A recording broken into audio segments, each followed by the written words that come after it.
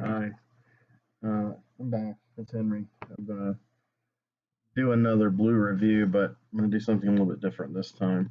Instead of the most recent purchases I have, I'm gonna go over some movies from recent years that I really connected to and that have some things in common. Three of them. And next time I'll go ahead with uh, the three recent titles because I really need to watch one of them a little bit more in depth. So a few days will give me time to do that, so I can kind of let the stuff flow because this is all unrehearsed, unscripted. It's just I'm winging it, man. So stick with me if you can. Uh, but anyway, if you like what you see or hear or whatever, you can subscribe and give me a thumbs up and share the videos or whatever. Anyway, so I want to go through 3 years, 3 recent years, one movie a year, three movies that I thought were really powerful, all in their own ways, and they all kind of involve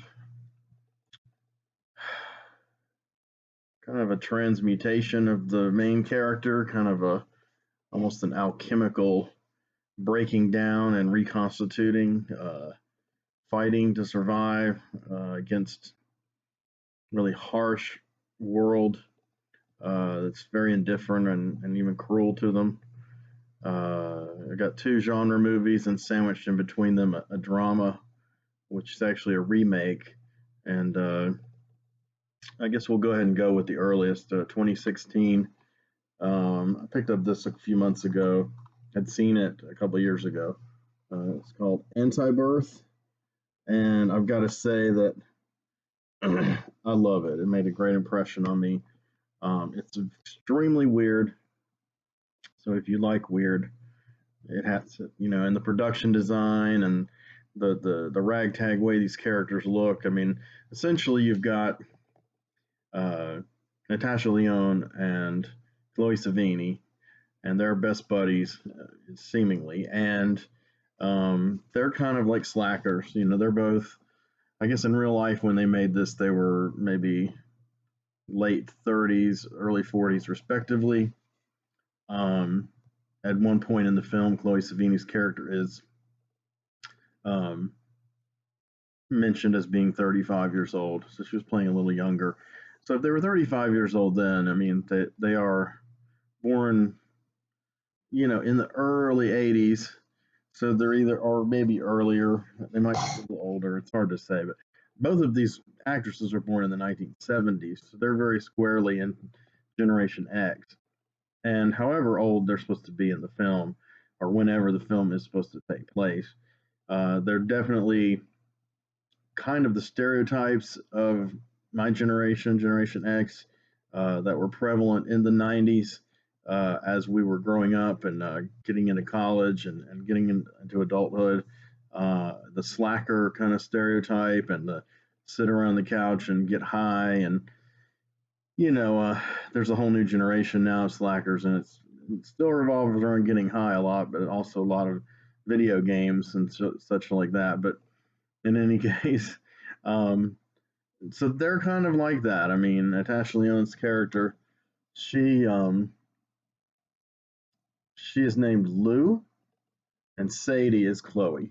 So Lou basically spends all her time getting high, getting drunk, and she's been a bit promiscuous, but she's been having a bit of a dry spell, no relationships, no hookups, and finally at a party one night, she thinks she may have hooked up with this one really strange guy who kept coming around, and she ends up pregnant because at first she doesn't think she slept with anyone, and um, you're going to find out later in the movie whether she did or did not. But she herself jokes about it being an immaculate conception. She jokes about a lot of things. She's a very cynical, acerbic character, very funny, kind of character Natasha Lyonne has played a couple of times before, but more amped up, more frenetic, more cynical. I don't know. She's, I guess, unlikable to a lot of people, but I find her charming. But then I find her charming in every role, no matter what, from Slums of Beverly Hills to Orange is the New Black, uh, you know, Freeway 2, Trick Baby. I love Natasha Lyonne. I think she's amazing. And I didn't like Russian Doll, though. I've got to confide. So I've probably lost a lot of cool points just now. But I did not like it at all. But I'm glad she did have a steady series for a bit and got some more recognition. Um, it seemed watered down though for her. Anti-Birth is anything but watered down. If anything else, it reminds me of a little bit of Cronenberg. It's got a lot of the body horror. It reminds me a bit of Larry Cohen, and that it's kind of like a high concept thing, and how it affects ordinary people, much like God Told Me To, or It's Alive. And, you know, it's just these interesting science fiction ideas that kind of become horrific when they uh, touch people's lives. And that's what kind of what I'm getting at with Lou, is she goes through kind of a transformation, because she's really a lot more intelligent than she lets on, or than you think she is at first, because, you know, like I said, she's always stoned and joking around to kind of mask her just pain and the whole disaffected, well, yeah, Gen X kind of vibe she gives off. I don't give a fuck, you know, man, it's cool. But she's also likable in that way. She's like somebody you could approach, you know, on the street, or you know, somewhere at a show or something, and she'd be cool. She'd be somebody you could hang out with and talk to. Chloe's character Sadie is a bit different. She's definitely different than a lot of Chloe Savini roles I've seen, and I've seen quite a few, and they're all kind of different from each other. She's pretty versatile, but this one is kind of like riffing on the fact that Chloe herself is aging, and you know, she was once considered like super beautiful, and this she's extremely emaciated, which maybe she was in real life too, but it works for this character because her character is tied up into this drug subculture and dealing, and has a very reprehensible boyfriend, um, who has something to do with Lou's situation of being finding herself pregnant. And she goes through one of the fastest pregnancy in the history of humanity. And along the way, you have the character who's kind of like the exposition character and the audience identification character coming into these people's lives, in this little subculture. And that's played by Meg Tilly. And her character used to be in the military, and it seems as though she's been experimented upon. She's seen a lot of intelligence things that she wasn't supposed to. It seems like they're tied in with aliens, and she believes that Lou is has also been experimented on and used as a guinea pig, and that this pregnancy is something way more than a pregnancy. And she wants to mentor and help the girl, and they form a kind of a bond, as much as two kind of acerbic, irascible characters like this can form a bond. And before you know it, revelations come out about Sadie's drug dealing boyfriend that are rather sinister, and he has an alliance with some people who are, I guess you could say, higher up on the food chain, that are deeply involved in what's happened to Lou. So I don't want to give anything else away, but the ending is startling. The effects are intense and crazy. There's a lot of like old school practical effects going on. There's a lot of gross out little shots here and there.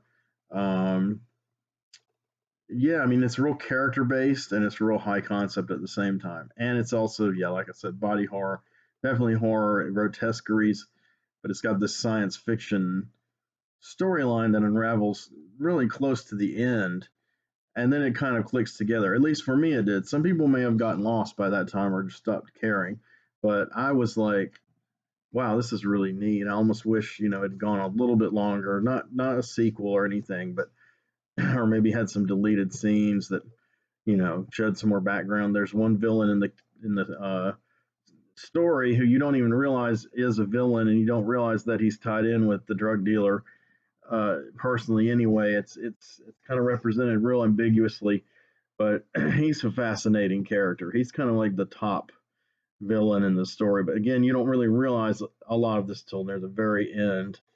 And at first, he's really happy about how Lou's pregnancy is coming to its terminal point, not being terminated, but coming to the end of its span, and the birth or the anti-birth will take place, and then he's a bit horrified, and with good reason. So anyway, I liked this movie. Yeah, I give it 5 stars. Just kidding. No, I do like this film, and I recommend it. It's weird. It's different. It's kind of quirky. Um, it has a certain vibe to it, and then another vibe kind of working under it and against it. You've got an intellectual science fiction stream, and then you have this kind of junky, ragged kind of Gen X uh, life, which is just kind of wretched for these people, and really all they feel they can do to escape is do drugs, and that's kind of what hurls them into this thing that's way over their head and way beyond anything they could have imagined. So, Anti-Birth, it's a good one. The next one's a 2017 film, though it was widely considered a 2018 film. A friend of mine even argued with me that it was a 2018 film because it was on these best of lists. And I mean, technically, no, it was produced and finished, completed, and ready to be distributed and shown at a film festival in 2017. So it did not open widely in theaters in America until 2018. And so that's probably, he considers that the time movies made, but it's incorrect. So it is a 2017 film, but I understand why a lot of critics saw it in 2018 for the first time. And this is called First Reformed. I have some friends who love this film. I have some friends who despise this film, and there's all kinds of people in between. Uh, a lot of people are bringing in the fact that it is a remake, though it's never explicitly credited anywhere in any of the information on the package or on the film screen itself. No credits, but you read some interviews, and then you see a film called Winterlight by the great Ingmar Bergman. And yeah, Ingmar Bergman. And that was made several decades ago. I happened to see it on TCM late one night, about a month after I first saw First Reformed, and I was kind of startled. I had heard that it was an influence, but it's definitely a remake. I mean, it's pretty close in a lot of ways, and then in other ways, it's a vast departure. I mean, it's a total update on the concerns of this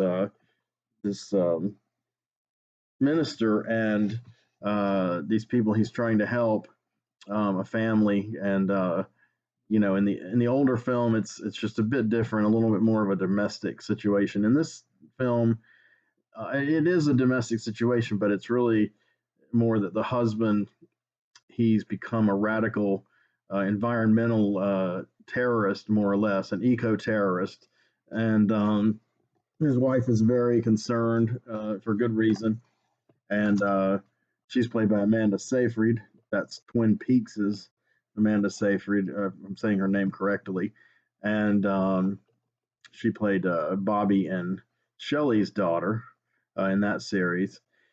So I think her name was Becky, I believe. But anyway, um, she's really good in it as the wife. She likes going to church. She likes the things the minister has to say. But I wouldn't call her really religious per se.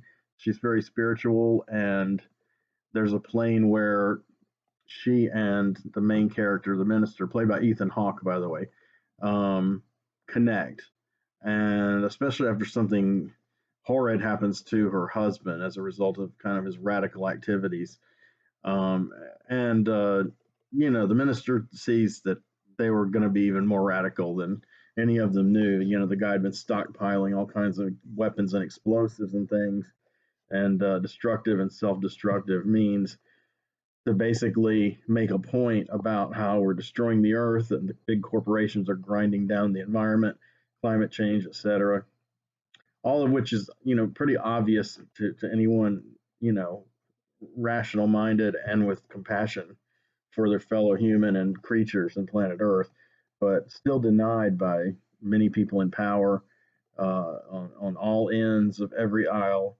And, that's kind of what we're faced with. So the villain, so to speak, in First Reformed is this corporate kind of maniac who has these incredibly bad records with the environment and pollution.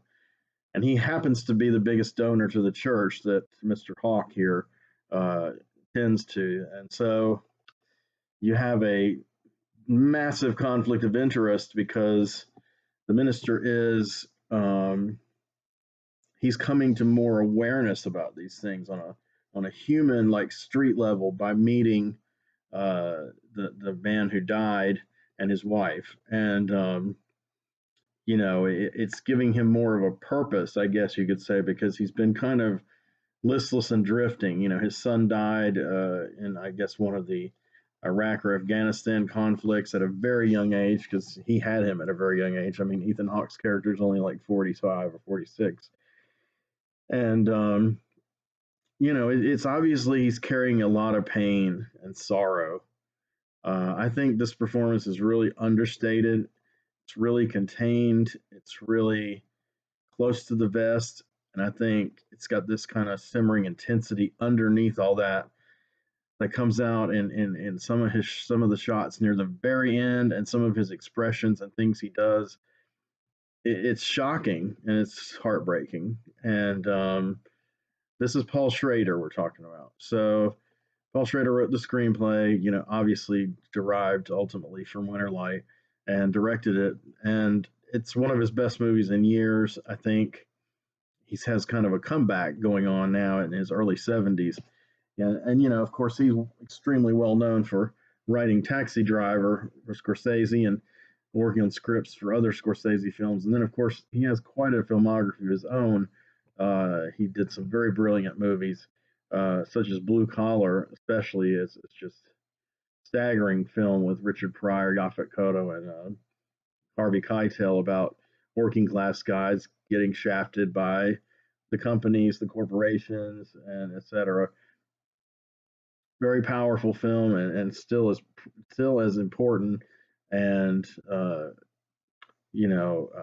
topical today as it was 40 years ago when it first came out. He also did some other films, Mishima and Cat People, the remake of Cat People. So this isn't his first remake, but he's kind of in the almost the reinterpretation, what's that horrible word I hate, reimagining. But he actually does it. He does actually literally do it. He doesn't just go, well, I'm going to throw the baby out with the bathwater. Well, hold on. I'm going to get the baby back because the name is a brand name. And that's what so many remakes do nowadays. And it's really, I don't know, I'm personally sick of it to death, especially in the horror genre. It's everywhere. And there's a paucity of ideas that is just kind of pathetic. And that's kind of another reason I liked Anti-Birth. It was like an actual original story, written for a film in the genres and well done. So I think more of these are starting to surface now. So there's a more hopeful era. I mean, I don't know about what the COVID era and shutting down a production, but I'm talking about 2016 to 2019.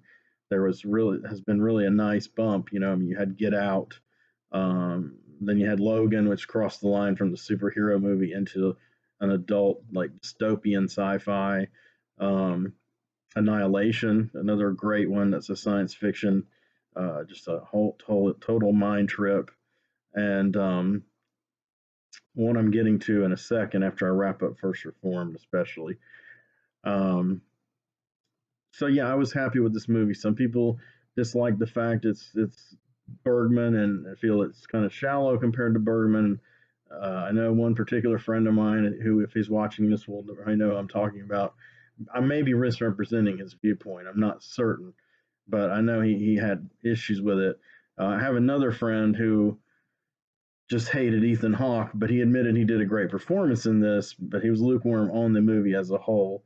And then there's a faction which you'll find online, which isn't sure what the ending means, and they're like rewatch it, and so I finally rewatched it with the ending in mind when I got the Blu-ray, and I guess I have to say that um, I could see it either way. That's the best I can do without spoiling it for someone who hasn't seen it.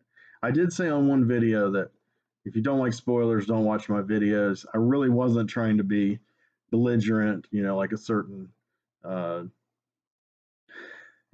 person running for higher office is with an audience. I wasn't challenging you guys.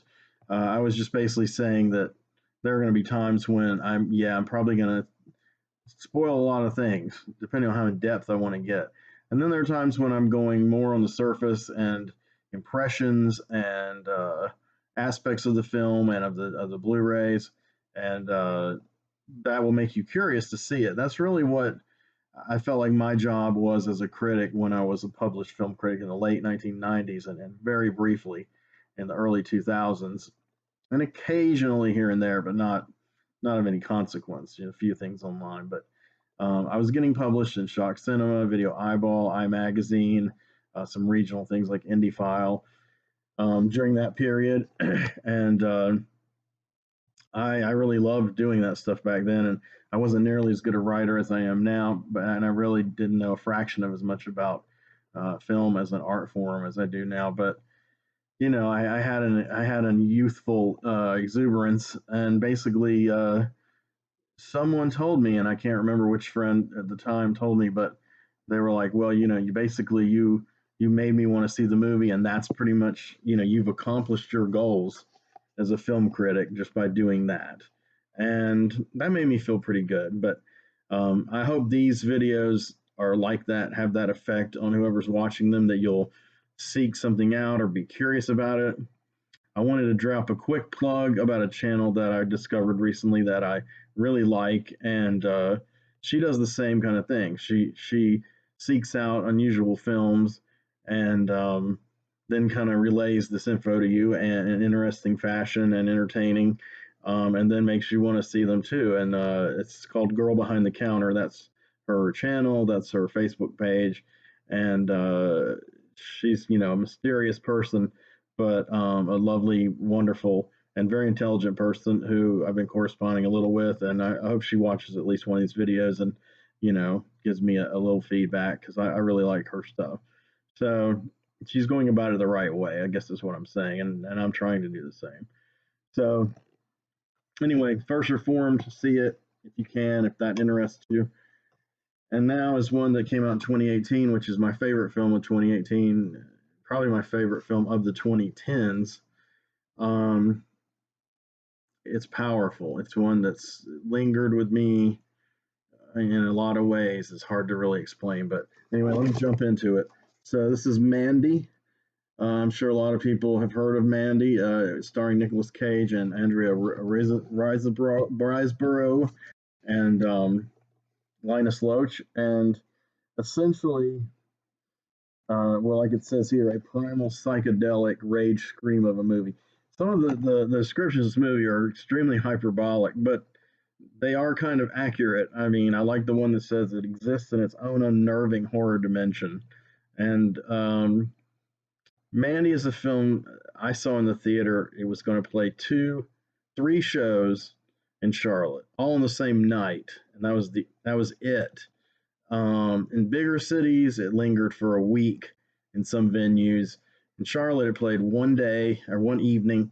One at our theater, the Manor, which is it's a corporate owned theater, but it does do repertory and art house showings, mainly for the Charlotte Film Festival. And it played the Manor that evening. I went to go see it though at one of the multiplexes that shows a lot of those kind of films also, especially on weekends. And I really don't remember what day of the week I went to see this one, but a really great film critic here in town, Sam Shapiro, was there, and we've met up at a few movies, and I've seen movies he screened, like he screened Sunset Boulevard. Me and my good friend Tim McLean went to see that a few years ago. That was great. Sam was at the showing of The Beyond. The Fulci's Beyond actually played here, and it played here at the Blumenthal, which is like the fancy skyscraper cultural hub, whatever, with ballet and opera and highfalutin stuff. And now they're showing Fulci's Beyond, and with Fabio Frizzi scoring the music live there. And Sam had not seen The Beyond before, and of course I was already a fanatic of it. It's my favorite Fulci film, and that was an amazing evening, an amazing experience. So anyway, Sam, I've run into him in some of these other films, and like House That Jack Built, for instance. But anyway, I believe I don't think I don't think he was at Mandy uh, when I saw Mandy though. I think I'm getting confused with the House That Jack Built. But he might have seen it at the Manor. I'm not sure. That's something he could clarify if I talk to him, or if he happens to see this. He's another good big influence on me, and then been a great friend and critic, and kind of critical mentor over the decades. Um, so Mandy. The other showings were two in a row at the multiplex. So I bought tickets for both of them because I was like, this is the only chances I'm going to see him in the theater, and it's one night. Okay, I can do this. So we went from the sublime to the ridiculous in these showings. The first showing was amazing. The film itself was amazing, period. But the actual experience of seeing it theatrically was kind of bizarre. First time it was very sparsely populated audience, and this film is really almost it has a strong plot, but at the same time it's almost all atmosphere. It's Panos Cosmatos who directed Beyond the Black Rainbow, which is a lot slower and kind of cerebral film, but has a similar kind of dense, impressionistic, expressionistic kind of atmosphere that it conjures through the sound and the music and the visuals, the photography, the lighting, the colors. And with Mandy, he's taken it, amped it up to another level. It's a more action oriented film, though I can't say it's non-stop action, but there is quite a bit of it and a good bit of violence. And Nicolas Cage is very good, extremely good. And Andrea Riseborough, the title character Mandy, is phenomenal. It's a great character, a really well realized character, and their love story is totally convincing. It's so real that it's like them, like you're kind of spying or the fly on the wall, listening in on their talking in bed at night before they go to sleep, and uh, so what comes later is very heartbreaking in Mandy and to Mandy. Um, I will say it's a revenge film, but not solely a revenge film. It's also kind of got mystical currents and horror and kind of a crazy cult that Linus Loach leads.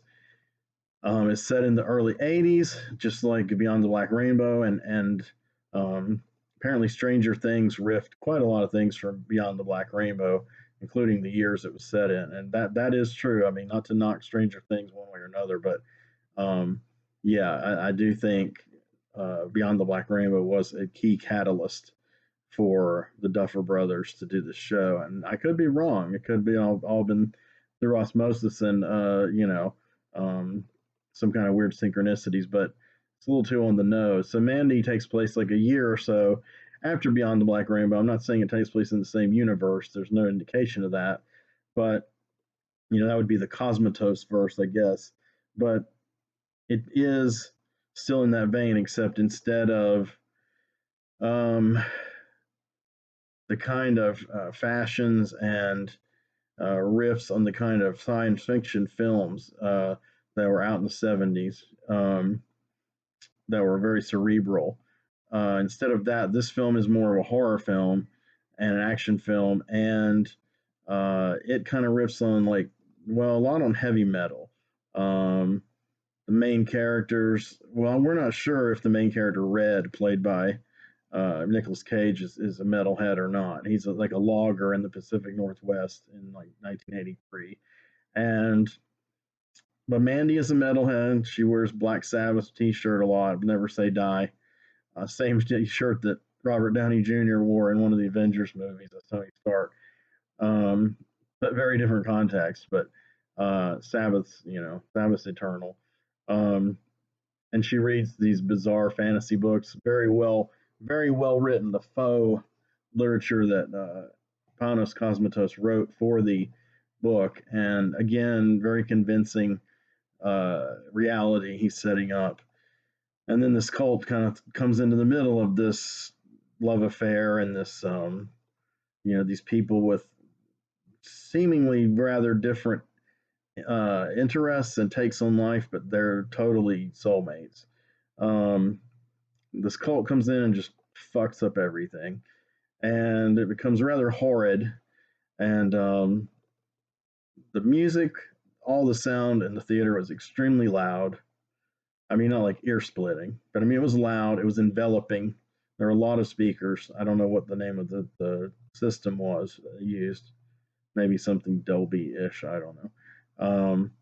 The colors were amazing, and seeing them in that size and that those hues and in that intensity, the lighting and the colors were just amazing. It was kind of similar to when I saw Suspiria finally in the theater, the real Suspiria from 1977, and yeah, I mean it was just eye candy, and a really beautiful. So it's kind of like a tactile almost experience. It's conjuring the vibe of this world and this mood that kind of shifts around from love to hate and psychosis almost, and then just bloody revenge, um, as Nicolas Cage spirals more and more into this kind of maelstrom of madness, trying to he can't understand the why of what's happened, but he's going to avenge it regardless. And he's like he's going down a rabbit hole and losing his own mind, but he's determined that he's going to get even. So I'm behind him 100%. And so that was a great experience the first time I saw it in the theater. The next hour, I watched it second time. I got halfway through and I had to leave. First of all, it was being shown, I believe, right when kind of weather was getting kind of warm here, and there was no air conditioning in the theater. It was very hot, very stifling, hard to breathe.